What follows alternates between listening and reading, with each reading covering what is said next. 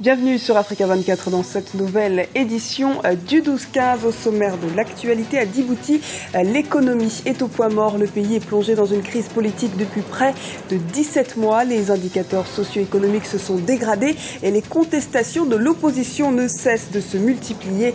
Nous ferons le point dans ce journal. Et la Libye est minée par de violences meurtrières. Les pays voisins sont en état d'alerte. Les divisions entre islamistes et nationalistes se transposent sur le terrain avec des combats entre milices rivales. Et enfin, prolongation partielle de l'accord de pêche entre la Mauritanie et l'Union européenne. Cet arrangement ouvre la voie à une reprise des négociations entre les deux parties qui se retrouveront à Bruxelles pour le renouvellement du protocole d'accord. Djibouti est plongé dans une crise politique depuis la fin des législatives de février 2013. L'opposition et le pouvoir en place ne parviennent pas à renouer le dialogue depuis lors. Dialogue politique et économie djiboutienne sont au point mort. Que se passe-t-il entre le pouvoir et l'opposition? Les réponses avec Mokhtarba. Lors de ses vœux au peuple djiboutien, jour de fête musulmane de l'Aïd el-Fitr le 28 juillet dernier, le président de la coalition de l'opposition Union pour le salut national, Ahmed Youssouf Oumed, a annoncé la reprise officieuse du dialogue entre l'USN et le gouvernement djiboutien. Une reprise qui a pour but de sortir le pays de la crise politique post-électorale du 22 février 2013. Dans cette optique, l'USN réclame des changements. Je pense que ce qui bloque surtout, c'est que l'USN veut qu'en République de Djibouti, il y ait un changement voulu par la population, des réformes démocratiques, etc., etc. Il y a une crise le 22 février 2013, une crise électorale, post-électorale qui continue jusqu'à présent. Tout est en fait bloqué au pays, ça marche pas. L'USN veut que cela ne se reproduise plus jamais. Et nous voulons qu'il y ait un dialogue concret et un changement des textes, surtout pour ce qui est de l'organisation de la CENI, en fait. Et l'autre camp s'accroche à tous ces avantages, surtout à toute forme de réforme telle que la CENI. Et c'est ça qui bloque, en fait. La contestation du déroulement des élections législatives avait donné lieu à d'importantes manifestations de l'opposition violemment réprimées. Depuis lors, harcèlement, répression et détention arbitraire se succèdent à Djibouti. À cette instabilité intérieure s'ajoute une chaotique instabilité régionale qui a sérieusement dégradé la situation sécuritaire du pays. Face à ces problèmes, l'USN se doit d'agir. Les seuls moyens d'action que nous avons, ce sont des manifestations pacifiques, ce sont des rassemblements, ce sont des meetings que nous le faisons au quotidien. Samedi, dimanche, lundi, vendredi, mardi, des équipes très bien organisées et très bien structurées travaillent sur ça et constamment présents sur le terrain, non seulement à Djibouti, mais aussi à l'étranger, que ce soit aux États-Unis, que ce soit ici en France ou que ce soit en Bruxelles ou ailleurs. Pour sortir Djibouti de la crise, le chef de l'État djiboutien Ismaïl Oumar Guelleh doit opter sincèrement et de façon claire pour une rupture radicale avec les dérives autocratiques. Par ailleurs, des mesures préliminaires nécessaires pour le retour de la confiance entre les différents acteurs sociopolitiques ont été mises en place. La reprise du dialogue politique national à Djibouti augure d'un climat apaisé, facteur de stabilité de ce pays, de la Corne de l'Afrique. L'escalade de violence en Libye inquiète ses voisins qui redoutent un conflit généralisé dans la région. Selon des sources sécuritaires, une commission de sécurité composée de hauts officiers des renseignements algériens et égyptiens vient d'être mise en place. Les explications d'Aminata Diak. La situation sécuritaire en Libye ne cesse de se dégrader de jour en jour. Depuis plusieurs semaines, des milices rivales s'affrontent à Tripoli, la capitale, et à Benghazi dans le nord-est du pays. Un contexte qui, selon des sources sécuritaires, fait réagir les pays voisins, notamment l'Algérie et l'Égypte, qui semblent prêtes à faire face à la menace sécuritaire dans la région. Actuellement, il y a des informations qui parlent d'une probable intervention de quelques pays voisins dans la Libye. Mais je pense qu'elle sera une intervention indirecte, c'est-à-dire fournir du logistique à des groupes anti-islamistes, deuxièmement, former des cadres sécuritaires libyens, et troisièmement, développer la coordination des pays voisins sur le plan de renseignement. Cependant, pour le spécialiste, les risques d'une extension régionale du conflit libyen sont pour le moment limités. À mon avis, la contagion pour le moment elle est probable dans quelques pays du Sahel africain, mais pour les autres pays de l'Afrique du Nord, je pense que jusqu'à maintenant, la situation est sous contrôle. Mais je pense que cette contagion va être réduite si les pays voisins, et surtout l'Algérie et l'Égypte, arrivent à sécuriser ou à fournir de l'aide nécessaire pour l'opposition libyenne. Parce que actuellement, si la situation sécuritaire en Libye va être encore pire, jusqu'à la fin de cette année, c'est-à-dire la fin de décembre 2014, il y aura un risque de somalisation de la Libye. Une réunion de coordination de la commission sécuritaire pourrait se tenir dans les prochains jours au Caire en Égypte. Cette rencontre pourrait permettre à l'Algérie et l'Égypte de mettre en place une stratégie sécuritaire face à l'escalade de violence en Libye et à la menace djihadiste dans la région. Et c'est dans ce contexte que les autorités sénégalaises, à l'instar de plusieurs autres pays, ont décidé de rapatrier le personnel de l'ambassade du Sénégal à Tripoli. Les diplomates sénégalais et les membres de leur famille ont quitté ce vendredi la capitale libyenne et ont regagné Dakar ce dimanche.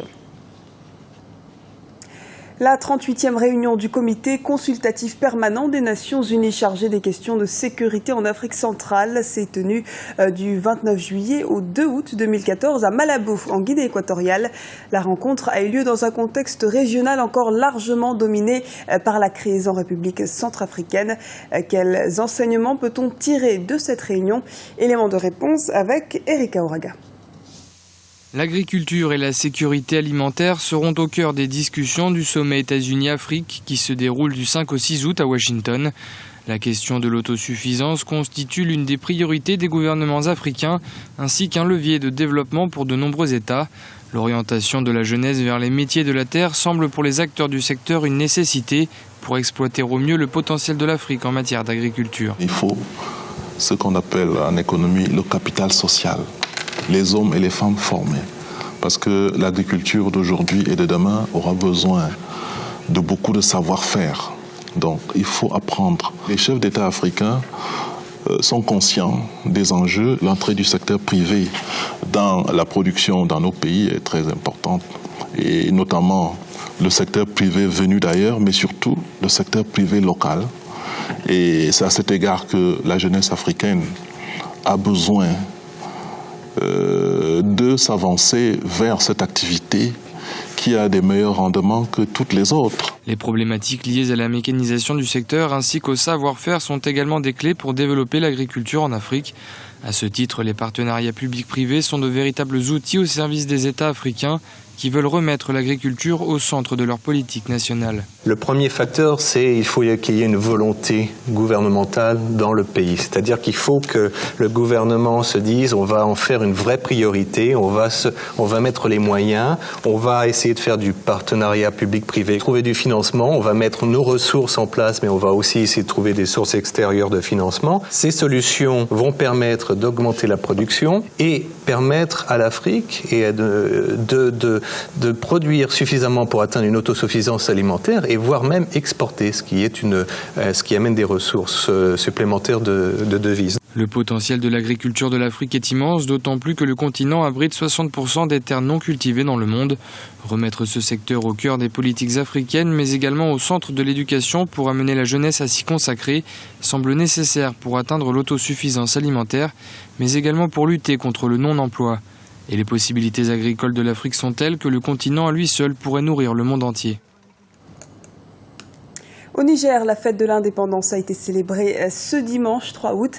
La particularité de la fête est qu'en plus de célébrer l'autonomie du pays, ce jour est aussi celui de la fête de l'arbre. Pour préserver durablement son écosystème, le pays a lancé un programme de restauration des terres.